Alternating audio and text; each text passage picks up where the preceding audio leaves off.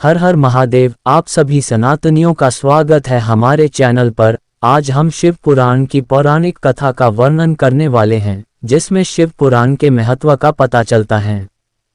सभी सनातनियों से अनुरोध है कि कमेंट में हर हर महादेव जरूर लिखें। आओ चलते हैं वीडियो की तरफ। शिव पुराण महात्म्य। पहला अध्याय। सूत जी द्वारा शिव पुराण की महिमा का वर्णन। श्री शौनक जी ने पूछा, महाज्ञानी सूत जी, आप संपूर्ण सिद्धांतों के ज्ञाता हैं। कृपया मुझसे पुराणों के सार का वर्णन करें। ज्ञान और वैराग्य सहित भक्ति से प्राप्त विवेक की वृद्धि कैसे होती है, तथा साधु पुरुष कैसे अपने काम, क्रोध आदि विकारों का निवारण करते हैं। इस कलियुग में सभी जीव आसुरी स्वभाव के हो गए हैं, अतः कृपा करके मुझे ऐसा साधन बताए जो कल्याणकारी एवं मंगलकारी हो तथा पवित्रता लिए हो। प्रभु, वह ऐसा साधन हो जिससे मनुष्य की शुद्धि हो जाए और उस निर्मल हृदय वाले पुरुष को सदैव के लिए शिव की प्राप्ति हो जाए। श्री सूत जी ने उत्तर दिया, शौनक जी, आप धन्य हैं, क्योंकि आपके मन में पुराण कथा को सुनने के लिए अपार प्रेम व लालसा है। इसलिए मैं तुम्हें परम उत्तम शास्त्र की कथा सुनाता हूँ। वत्स, संपूर्ण सिद्धांत से संपन्न भक्ति को बढ़ाने वाला तथा शिव जी को संतुष्ट करने वाला अमृत के समान दिव्य शास्त्र है शिव पुराण। इसका पूर्व काल में शिव जी ने ही प्रवचन किया था।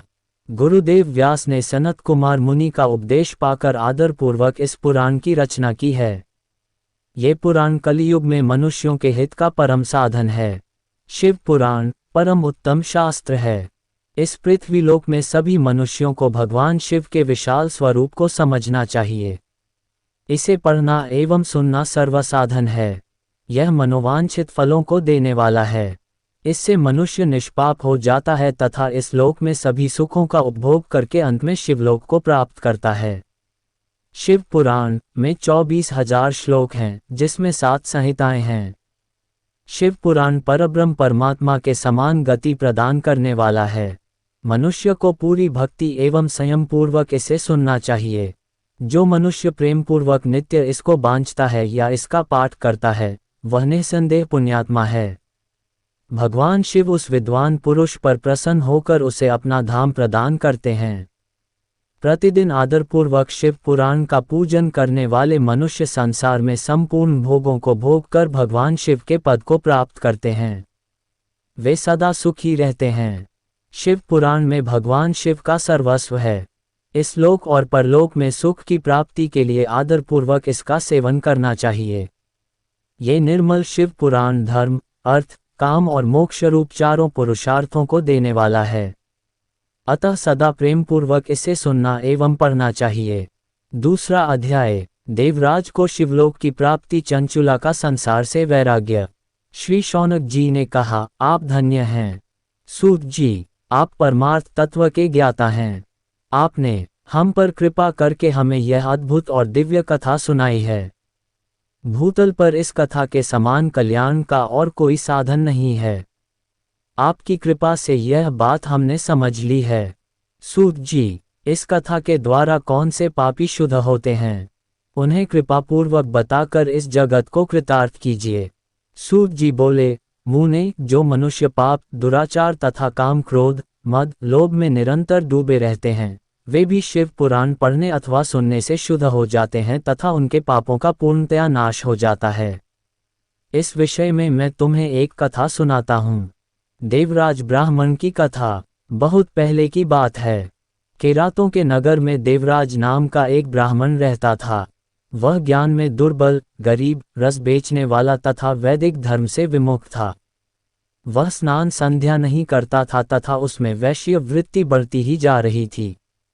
वह भक्तों को ठगता था।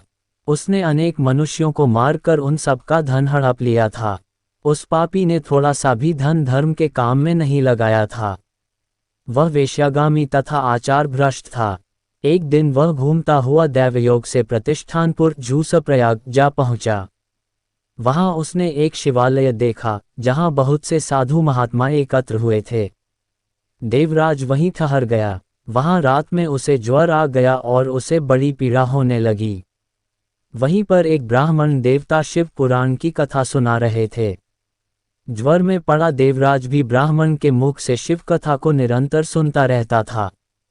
1 मास बाद देवराज ज्वर से पीड़ित अवस्था में चल बसा। यमराज के दूत उसे बांधकर यमपुरी ले गए। तभी वहां शिवलोक से भगवान शिव के पार्षदगण आ गए। वे कर्पूर के समान उज्ज्वल थे। उनके हाथ में त्रिशूल, संपूर्ण शरीर पर भस्म और गले में रुद्राक्ष की माला उनके शरीर की शोभा बढ़ा रही थी। उन्होंने यमराज के दूतों को मारपीट कर देवराज को यमदूतों के चंगुल से छुड़ा लिया और वे उसे अपने अद्भुत विमान में बिठाकर जब कैलाश पर्वत पर ले जाने लगे तो यमपुरी में कोलाहल मच गया, जिसे सुनकर यमराज अपने भवन से बाहर आए।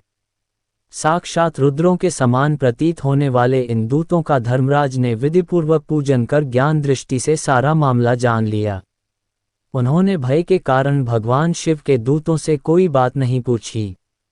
तत्पश्चात शिवदूत देवराज को लेकर कैलाश चले गए और वहां पहुंचकर उन्होंने ब्राह्मण को करुणावतार भगवान शिव के हाथों में सौंप दिया।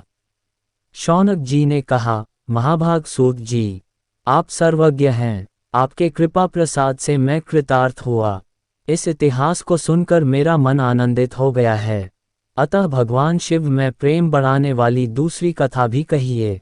3 अध्याय, बिंदु ब्राह्मण की कथा। श्री सूत जी बोले, शौनक, सुनो, मैं तुम्हारे सामने एक अन्य गोपनीय कथा का वर्णन करूंगा, क्योंकि तुम शिव भक्तों में अग्रगण्य व वेदवेताओं में श्रेष्ठ हो।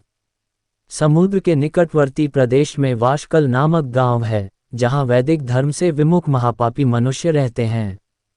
वे सभी दुष्ट हैं एवं उनका मन दूषित विषय भोगों में ही लगा रहता है।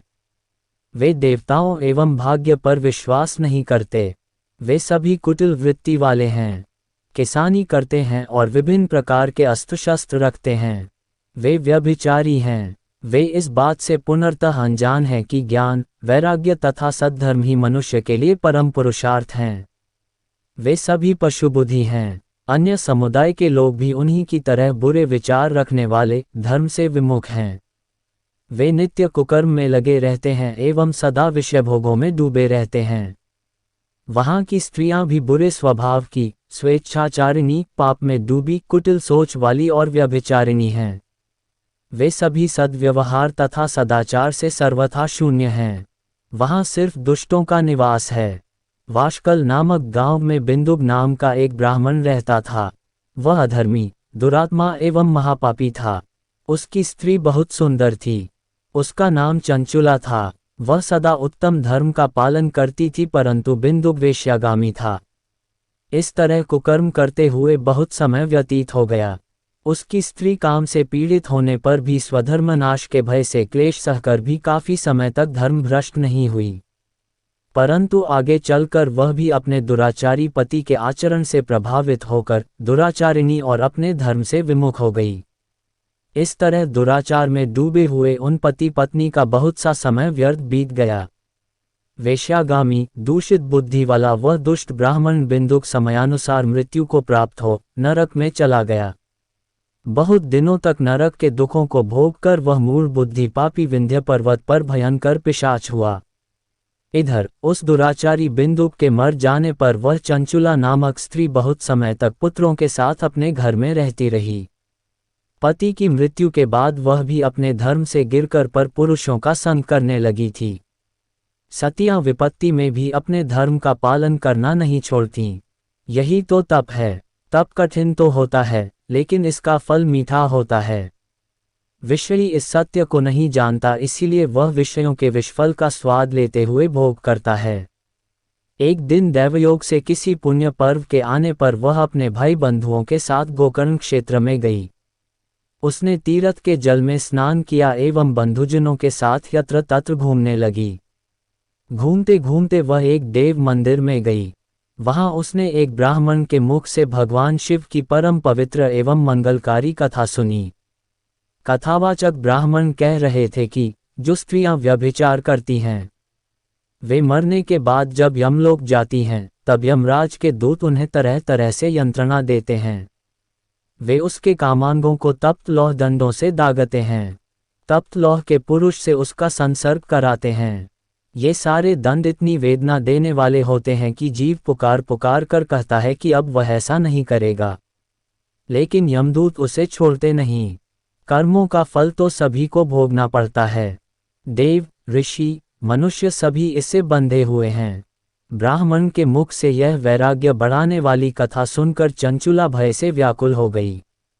कथा समाप्त होने पर सभी लोग वहां से चले गए। तब कथा बांचने वाले ब्राह्मण देवता से चंचुला ने कहा, हे ब्राह्मण, धर्म को न जानने के कारण मेरे द्वारा बहुत बड़ा दुराचार हुआ है। स्वामी, मेरे ऊपर कृपा कर मेरा उद्धार कीजिए। आपके प्रवचन को सुनकर मुझे इस संसार से वैराग्य हो गया है। मुझ मूढ़ चित्त वाली पापिनी को धिक्कार है। मैं निंदा के योग्य हूँ। मैं बुरे विषयों में फंसकर अपने धर्म से विमुख हो गई थी। कौन मुझ जैसी कुमार्ग में मन लगाने वाली पापिनी का साथ देगा? जब यमदूत मेरे गले में फंदा डालकर मुझे बांध कर ले जाएंगे और नरक में मेरे शरीर के टुकड़े करेंगे, तब मैं कैसे उन महायातनाओं को सहन कर पाऊंगी? मैं सब प्रकार से नष्ट हो गई हूँ, क्योंकि अभी तक मैं हर तरह से पाप में डूबी रही हूँ। हे ब्राह्मण, आप मेरे गुरु हैं, आप ही मेरे माता पिता हैं। मैं आपकी शरण में आई हूँ। मुझ अबला का अब आप ही उद्धार कीजिए। सूत जी कहते हैं, शौनक, इस प्रकार विलाप करती हुई चंचुला ब्राह्मण देवता के चरणों में गिर पड़ी। तब ब्राह्मण ने उसे कृपापूर्वक उठाया और इस प्रकार कहा। चौथा अध्याय, चंचुला की शिव कथा सुनने में रुचि और शिवलोक गमन। ब्राह्मण बोले, नारी, तुम सौभाग्यशाली हो, जो भगवान शंकर की कृपा से तुमने वैराग्यपूर्ण शिव पुराण की कथा सुनकर समय से अपनी गलती का एहसास कर लिया है। तुम डरो मत और भगवान शिव की शरण में जाओ। उनकी परम कृपा से तुम्हारे सभी पाप नष्ट हो जाएंगे। मैं तुम्हें भगवान शिव की कथा सहित वह मार्ग बताऊंगा जिसके द्वारा तुम्हें सुख देने वाली उत्तम गति प्राप्त होगी। शिव कथा सुनने से तुम्हारी बुद्धि शुद्ध हो गई है और तुम्हें पश्चाताप हुआ है तथा मन में वैराग्य उत्पन्न हुआ है। पश्चाताप ही पाप करने वाले पापियों के लिए सबसे बड़ा प्रायश्चित है। पश्चाताप ही पापों का शोधक है। इससे ही पापों की शुद्धि होती है। सत्पुरुषों के अनुसार पापों की शुद्धि के लिए प्रायश्चित पश्चाताप से ही संपन्न होता है। जो मनुष्य अपने कुकर्म के लिए पश्चाताप नहीं करता वह उत्तम गति प्राप्त नहीं करता, परंतु जिसे अपने कुकृत्य पर हार्दिक पश्चाताप होता है वह अवश्य उत्तम गति का भागीदार होता है। इसमें कोई शक नहीं है। शिव पुराण की कथा सुनने से चित्त की शुद्धि एवं मन निर्मल हो जाता है। शुद्ध चित्त में ही भगवान शिव व पार्वती का वास होता है। वह शुद्धात्मा पुरुष सदाशिव के पद को प्राप्त होता है। इस कथा का श्रवण सभी मनुष्यों के लिए कल्याणकारी है, अतः इसकी आराधना व सेवा करनी चाहिए। ये कथा भवबंधन रूपी रोग का नाश करने वाली है। भगवान शिव की कथा सुनकर हृदय में उसका मनन करना चाहिए। इससे चित्त की शुद्धि होती है। चित्त शुद्धि होने से ज्ञान और वैराग्य के साथ महेश्वर की भक्ति निश्चय ही प्रकट होती है तथा उनके अनुग्रह से दिव्य मुक्ति प्राप्त होती है। जो मनुष्य माया के प्रति आसक्त है वह इस संसार बंधन से मुक्त नहीं हो पाता। हे ब्राह्मण पत्नी, तुम अन्य विषयों से अपने मन को हटाकर भगवान शंकर की इस परम पावन कथा को सुनो। इससे तुम्हारे चित्त की शुद्धि होगी और तुम्हें मोक्ष की प्राप्ति होगी। जो मनुष्य निर्मल हृदय से भगवान शिव के चरणों का चिंतन करता है उसकी एक ही जन्म में मुक्ति हो जाती है। सूत जी कहते हैं, शौनक, ये कहकर वे ब्राह्मण चुप हो गए। उनका हृदय करुणा से भर गया। वे ध्यान में मग्न हो गए। ब्राह्मण का उक्त उपदेश सुनकर चंचुला के नेत्रों में आनंद के आंसू छलक आए। वह हर्ष भरे हृदय से ब्राह्मण देवता के चरणों में गिर गई और हाथ जोड़कर बोली, मैं कृतार्थ हो गई। हे ब्राह्मण, शिव भक्तों में श्रेष्ठ स्वामिन, आप धन्य हैं। आप परमार्थदर्शी हैं और सदा परोपकार में लगे रहते हैं। साधो, मैं नरक के समुद्र में गिर रही हूँ। कृपा कर मेरा उद्धार कीजिए। जिस पौराणिक व अमृत के समान सुंदर शिव पुराण कथा की बात आपने की है उसे सुनकर ही मेरे मन में वैराग्य उत्पन्न हुआ है। उस अमृतमय शिव पुराण कथा को सुनने के लिए मेरे मन में बड़ी श्रद्धा हो रही है। कृपया आप मुझे उसे सुनाए। सूत जी कहते हैं, शिव पुराण की कथा सुनने की इच्छा मन में लिए हुए चंचुला उन ब्राह्मण देवता की सेवा में वहीं रहने लगी। उस गोकर्ण नामक महाक्षेत्र में उन ब्राह्मण देवता के मुख से चंचुला शिव पुराण की भक्ति, ज्ञान और वैराग्य बढ़ाने वाली और मुक्ति देने वाली परम उत्तम कथा सुनकर कृतार्थ हुई। उसका चित्त शुद्ध हो गया। वह अपने हृदय में शिव के सगुण रूप का चिंतन करने लगी। वह सदैव शिव के सच्चिदानंदमय स्वरूप का स्मरण करती थी। तत्पश्चात अपना समय पूर्ण होने पर चंचुला ने बिना किसी कष्ट के अपना शरीर त्याग दिया। उसे लेने के लिए एक दिव्य विमान वहां पहुंचा। यह विमान शोभा साधनों से सजा था एवं शिवगणों से सुशोभित था। चंचुला विमान से शिवपुरी पहुंची। उसके सारे पाप धुल गए। वह दिव्यांगना हो गई। वह गौरांगी देवी मस्तक पर अर्धचंद्र का मुकुट व अन्य दिव्य आभूषण पहने शिवपुरी पहुंची। वहां उसने सनातन देवता त्रिनेत्रधारी महादेव शिव को देखा। सभी देवता उनकी सेवा में भक्तिभाव से उपस्थित थे। उनकी अंगकांति करोड़ों सूर्यों के समान प्रकाशित हो रही थी। 5 मुख और हर मुख में 3-3 नेत्र थे। मस्तक पर अर्धचंद्राकार मुकुट शोभायमान हो रहा था। कंठ में नील चिन्ह था। उनके साथ में देवी गौरी विराजमान थीं, जो विद्युत पुंज के समान प्रकाशित हो रही थीं। महादेव जी की कांति कपूर के समान गौर थी। उनके शरीर पर श्वेत वस्त्र थे तथा शरीर श्वेत भस्म से युक्त था। इस प्रकार भगवान शिव के परम उज्ज्वल रूप के दर्शन कर चंचुला बहुत प्रसन्न हुई। उसने भगवान को बारंबार प्रणाम किया और हाथ जोड़कर प्रेम, आनंद और संतोष से युक्त हो विनीत भाव से खड़ी हो गई। उसके नेत्रों से आनंदाश्रुओं की धारा बहने लगी। भगवान शंकर व भगवती गौरी उमा ने करुणा के साथ सौम्य दृष्टि से देखकर चंचुला को अपने पास बुलाया। गौरी उमा ने उसे प्रेमपूर्वक अपनी सखी बना लिया। चंचुला सुखपूर्वक भगवान शिव के धाम में उमा देवी की सखी के रूप में निवास करने लगी। 5वां अध्याय, बिंदुक का पिशाच योनि से उद्धार। सूत जी बोले, शौनक, एक दिन चंचुला आनंद में मग्न उमा देवी के पास गई और दोनों हाथ जोड़कर उनकी स्तुति करने लगी। चंचुला बोली, हे गिरिराज नंदिनी, स्कंद माता उमा, आप सभी मनुष्यों एवं देवताओं द्वारा पूज्य तथा समस्त सुखों को देने वाली हैं। आप शंभुप्रिया हैं। आप ही सगुना और निर्गुणा हैं। हे सच्चिदानंद स्वरूपिणी, आप ही प्रकृति की पोषक हैं। हे माता, आप ही संसार की सृष्टि, पालन और संहार करने वाली हैं। आप ही ब्रह्मा, विष्णु और महेश को उत्तम प्रतिष्ठा देने वाली परम शक्ति हैं। सूत जी कहते हैं, शौनक, सद्गति प्राप्त चंचुला इस प्रकार देवी की स्तुति कर शांत हो गई। उसकी आंखों में प्रेम के आंसू उमड़ आए। तब शंकर प्रिया भक्तवत्सला उमा देवी ने बड़े प्रेम से चंचुला को चुप कराते हुए कहा, सखी चंचुला, मैं तुम्हारी स्तुति से प्रसन्न हूँ। बोलो, क्या वर मांगती हो? चंचुला बोली, हे गिरिराज कुमारी, मेरे पति बिंदुक इस समय कहाँ हैं? उनकी कैसी हुई है? मुझे बताए और कुछ उपाय कीजिए ताकि हम फिर से मिल सकें। हे महादेवी, मेरे पति एक शूद्र जाति वेश्या के प्रति आसक्त थे और पाप में ही डूबे रहते थे। गिरिजा बोली, बेटी, तुम्हारा पति बिंदुक बड़ा पापी था। उसका अंत बड़ा भयानक हुआ। वेश्या का उपभोग करने के कारण वह मूर्ख नरक में अनेक वर्षों तक अनेक प्रकार के दुख भोग कर अब शेष पाप को भोगने के लिए विंध्य पर्वत पर पिशाच की योनि में रह रहा है। वह दुष्ट वहीं वायु पीकर रहता है और सब प्रकार के कष्ट सहता है। सूत जी कहते हैं, शौनक, गौरी देवी की यह बात सुनकर चंचुला अत्यंत दुखी हो गई। फिर मन को किसी तरह स्थिर करती हुई दुखी हृदय से मां गौरी से उसने एक बार फिर पूछा, हे महादेवी, मुझ पर कृपा कीजिए और मेरे पापी पति का अब उद्धार कर दीजिए। कृपा करके मुझे वह उपाय बताइए जिससे मेरे पति को उत्तम गति प्राप्त हो सके। गौरी देवी ने कहा, यदि तुम्हारा पति बिंदुक शिव पुराण की पुण्यमयी उत्तम कथा सुने तो वह इस दुर्गति को पार करके उत्तम गति का भागी हो सकता है। अमृत के समान मधुर गौरी देवी का ये वचन सुनकर चंचुला ने दोनों हाथ जोड़कर मस्तक झुकाकर उन्हें बारंबार प्रणाम किया तथा प्रार्थना की कि मेरे पति को शिव पुराण सुनाने की व्यवस्था कीजिए। ब्राह्मण पत्नी चंचुला के बार बार प्रार्थना करने पर शिवप्रिया गौरी देवी ने भगवान शिव की महिमा का गान करने वाले गंधर्वराज तुम्बुरो को बुलाकर कहा, तुम्बुरो, तुम्हारी भगवान शिव में प्रीति है। तुम मेरे मन की सभी बातें जानकर मेरे कार्यों को सिद्ध करते हो। तुम मेरी इस सखी के साथ विंध्य पर जाओ। वहाँ एक महाघोर और भयंकर पिशाच रहता है। पूर्व जन्म में वह पिशाच बिंदुक नामक ब्राह्मण मेरी इस सखी चंचुला का पति था।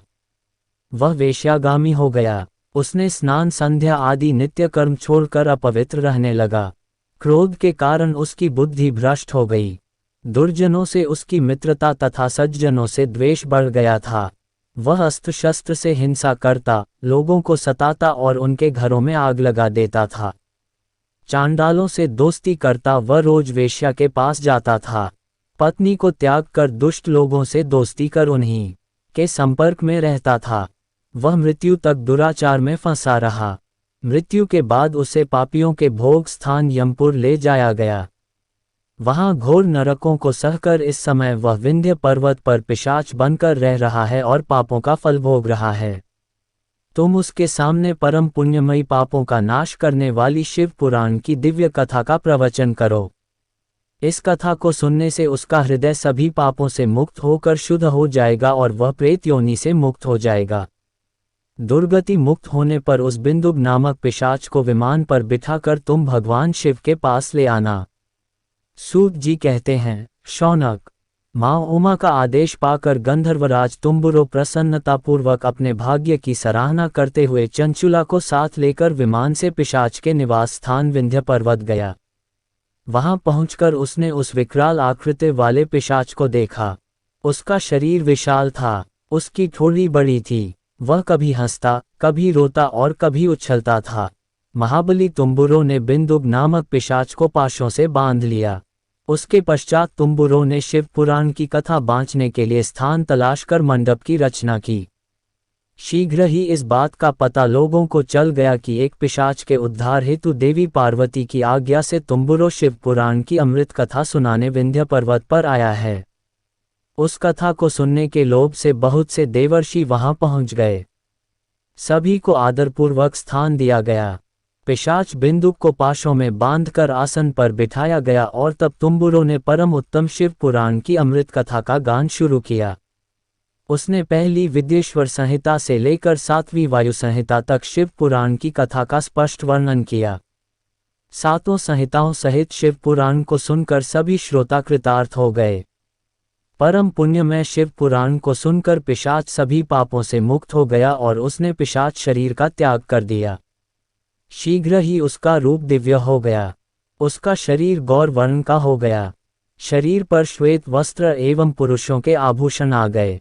इस प्रकार दिव्य देहधारी होकर बिंदुक अपनी पत्नी चंचुला के साथ स्वयं भी भगवान शिव का गुणगान करने लगा।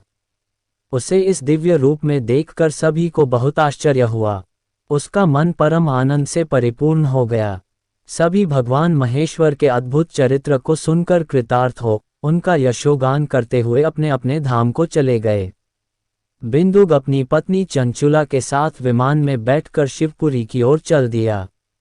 महेश्वर के गुणों का गान करता हुआ बिंदुक अपनी पत्नी चंचुला व तुम्बुरो के साथ शीघ्र ही शिवधाम पहुंच गया।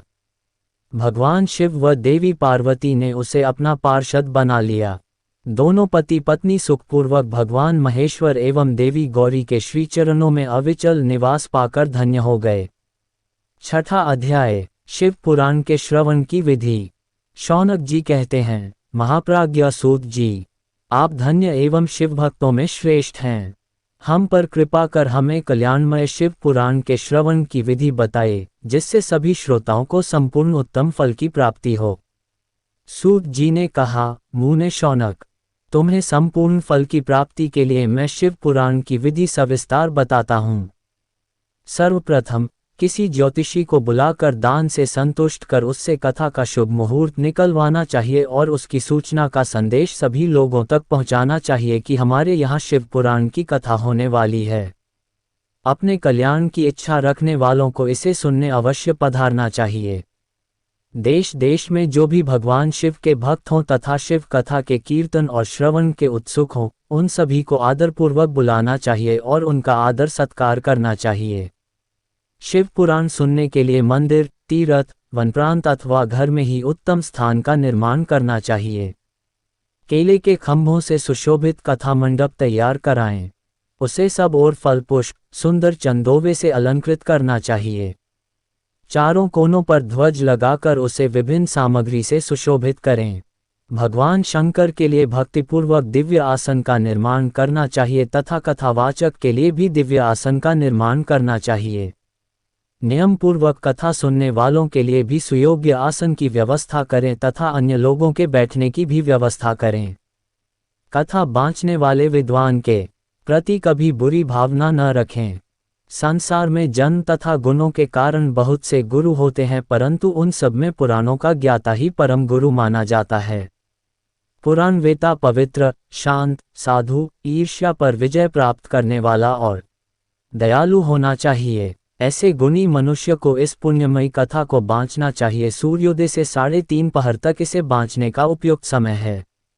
मध्याह्न काल में 2 घड़ी तक कथा बंद रखनी चाहिए ताकि लोग मलमूत्र का त्याग कर सकें। जिस दिन से कथा शुरू हो रही है उससे एक दिन पहले व्रत ग्रहण करें। कथा के दिनों में प्रातः काल का नित्य कर्म संक्षेप में कर लेना चाहिए। वक्ता के पास उसकी सहायता हेतु एक विद्वान व्यक्ति को बैठाना चाहिए जो कि सब प्रकार के संशयों को दूर कर लोगों को समझाने में कुशल हो। कथा में आने वाले विघ्नों को दूर करने के लिए सर्वप्रथम गणेश जी का पूजन करना चाहिए। भगवान शिव व शिव पुराण की भक्तिभाव से पूजा करें। तत्पश्चात श्रोता तन मन से शुद्ध होकर आदरपूर्वक शिव पुराण की कथा सुनें। जो वक्ता और श्रोता अनेक प्रकार के कर्मों से भटक रहे हों, काम आदि 6 विकारों से युक्त हों, वे पुण्य के भागी नहीं हो सकते। जो मनुष्य अपनी सभी चिंताओं को भूलकर कथा में मन लगाते हैं, उन शुद्ध बुद्धि मनुष्यों को उत्तम फल की प्राप्ति होती है। 7वां अध्याय, श्रोताओं द्वारा पालन किए जाने वाले नियम। सूत जी बोले, शौनक, शिव पुराण सुनने का व्रत लेने वाले पुरुषों के लिए जो नियम हैं, उन्हें भक्तिपूर्वक सुनो। शिव पुराण की पुण्यमयी कथा नियम पूर्वक सुनने से बिना किसी विघ्न बाधा के उत्तम फल की प्राप्ति होती है। दीक्षा रहित मनुष्य को कथा सुनने का अधिकार नहीं है, अतः पहले वक्ता से दीक्षा ग्रहण करनी चाहिए। नियम पूर्वक कथा सुनने वाले मनुष्य को ब्रह्मचर्य का अच्छी तरह से पालन करना चाहिए। उसे भूमि पर सोना चाहिए, पत्तल में खाना चाहिए तथा कथा समाप्त होने पर ही अन्न ग्रहण करना चाहिए। समर्थ मनुष्य को शुद्ध भाव से शिव पुराण की कथा की समाप्ति तक उपवास रखना चाहिए और एक ही बार भोजन करना चाहिए। गरिष्ठ अन्न, दाल, जला अन्न, सेम, मसूर तथा बासी अन्न नहीं खाना चाहिए।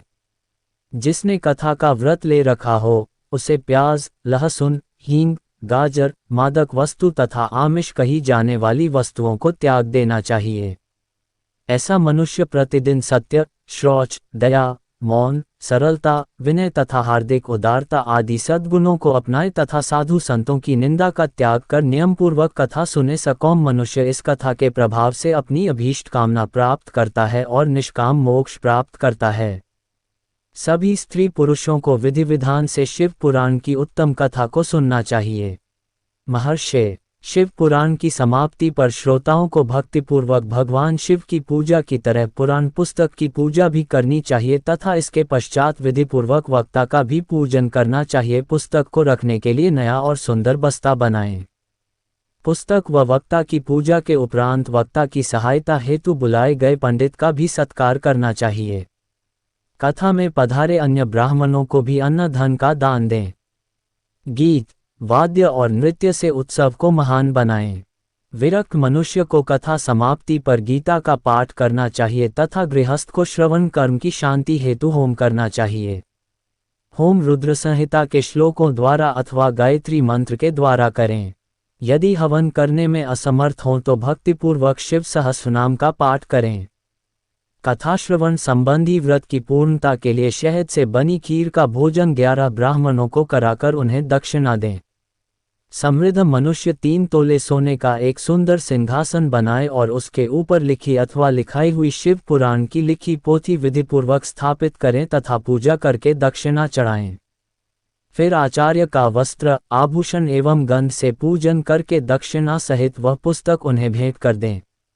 शौनक, इस पुराण के दान के प्रभाव से भगवान शिव का अनुग्रह पाकर मनुष्य भवबंधन से मुक्त हो जाता है। शिव पुराण को विधिपूर्वक संपन्न करने पर यह संपूर्ण फल देता है तथा भोग और मोक्ष प्रदान करता है। मुने, शिव पुराण का सारा महात्म्य जो संपूर्ण फल देने वाला है मैंने तुम्हें सुना दिया है। अब आप और क्या सुनना चाहते हो? श्रीमान शिव पुराण सभी पुराणों के माथे का तिलक है। जो मनुष्य सदा भगवान शिव का ध्यान करते हैं, जिनकी वाणी शिव के गुणों की स्तुति करती है और जिनके दोनों कान उनकी कथा सुनते हैं, उनका जीवन सफल हो जाता है, वे संसार सागर से पार हो जाते हैं। ऐसे लोग इहलोक और परलोक में सदा सुखी रहते हैं। भगवान शिव के सच्चिदानंदमय स्वरूप का स्पर्श पाकर ही समस्त प्रकार के कष्टों का निवारण हो जाता है। उनकी महिमा जगत के बाहर और भीतर दोनों जगह विद्यमान है। उन अनंत आनंद रूप परम शिव की मैं शरण लेता हूँ।